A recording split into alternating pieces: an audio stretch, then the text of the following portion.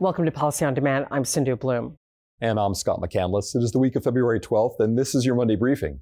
The House is in session this week, and the Senate was supposed to leave for a 2-week President's Day recess, but is staying in town this week to vote on a foreign aid supplemental appropriations bill.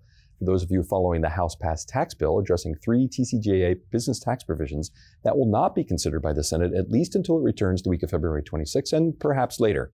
The tax committees, meanwhile, are turning their attention to 2025 and the scheduled expiration of some TCJA provisions. To get an inside look at what congressional tax writers may consider to extend these provisions are Chairman Dave Camp and Mark Prater. Chairman Camp and Mark, welcome.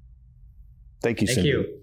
So I can't think of two better people to have this conversation with. Chairman Camp, let me start with you about what actually happens at the committee and as everyone is considering, well, what is working and what is not working and how do we extend these provisions?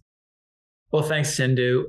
This really is a pretty significant bipartisan piece of tax legislation which has passed the House. And I think it's really important that both chairmen had a chance to work together. Their staffs had a chance to work together. They established trust and relationships. I think this is important looking at 2024 and 2025 as we look at the expiration of many of the TCJA provisions.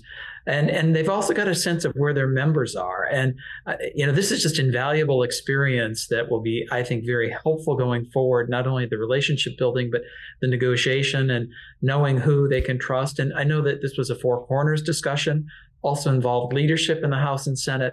We've had a number of relatively new players in key leadership positions. And so the fact that they were able to, at least in the House, come together with this bill that I think many people think will ultimately pass the Senate remains to be seen. But this is actually a very important exercise and process building as they look going forward. Thank you for that. Mark, let me turn to you. Chairman Smith has talked about hearings leading up to 2025. What can we expect to get out of these hearings? And can you also talk a little bit about timing? Yeah, thank you, Sindhu. So in terms of timing, they are, as you indicated, prepared to turn to this topic. In terms of the subject matter, TCJA had very dramatic changes to the fundamental structure of the system in terms of rate bracket breakpoints, rates, standard deduction, child tax credit, alternative minimum tax. So I think they will be looking at those changes and how they have performed in terms of 3 objectives that at least the Republicans had. One was to have broad-based tax relief.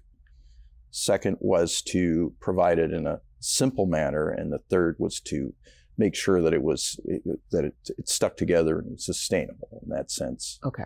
And so they will be looking at that. They will be looking at that in terms of simplification. Did it simplify the system?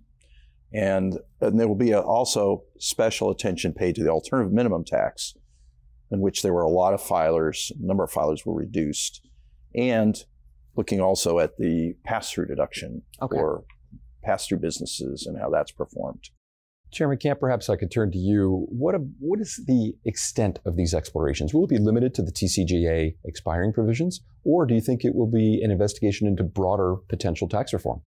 Well, Scott, it looks like both current chairman of Finance and Ways and Means have indicated they'll look beyond just the TCJA. And I think this is going to be interesting because in the past, both Finance and Ways and Means have used a series of bipartisan working groups to kind of explore tax policy. And so if you're asking people to explore tax policy, not just the renewal of current law, you're likely to get into some other areas. So I think this probably will be a broader look at that. And Chairman Smith in particular has used field hearings to really get input from around the country. And if you're opening up and receiving a lot of information from around the country, if he continues to do field hearings to look at the TCJA, you're going to get new ideas and new concepts. And as Mark pointed out, the number of the areas that were changed or sort of altered in the TCJA, those interact with one another. And so I don't know how you can avoid not kind of looking at sort of a clean piece of paper and seeing where you can build and what works and what doesn't work. And I think both chairmen have sort of made indications of that. So that would be my expectation at this point until we hear more. Mark, Chair McCann makes a great point that these investigations won't occupy a vacuum. There'll be other factors at work, particularly the OECD and the two-pillar initiative. How might those international tax developments impact what the U.S. tries to do in 2025? Thanks, Scott. So really, policymakers cannot avoid this choice as long as our major trading partners are proceeding along the path to adopting Pillar 2. So it's a question that they will likely have to confront. How they confront it and what their posture is will probably depend on the outcome of the elections. Keep in mind there are also, inside TCJA's structure, major changes occurring with respect to key international provisions. So the GILTI effective rate goes up because the deduction goes down starting in 2026. The FDII, same thing there. Effective rate goes up on FDII income because the deduction goes down. And then the BEAT rate goes up, and credits, a lot of credits that are very important to taxpayers are not allowed against the BEAT. Those things are in play. I suspect they will be looking at those changes and other changes in light of policy objectives that Congress wanted to achieve. For instance, prevention of income shifting, base erosion, domestic investment going up. Be looking at in those contexts.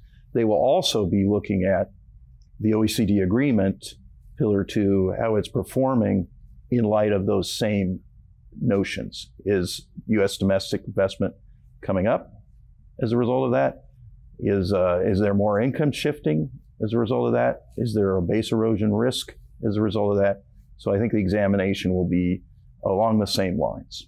That's great. Mark, Chairman Camp, thank you very much for your insights and for being with us today. Appreciate it. Thank you. Thank you.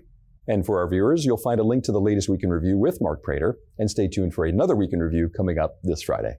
And we are continuing our coverage of the 2024 election with another episode of Election Watch coming soon. And we appreciate you, as always, spending this time with us, and we'll see you next time. Take care.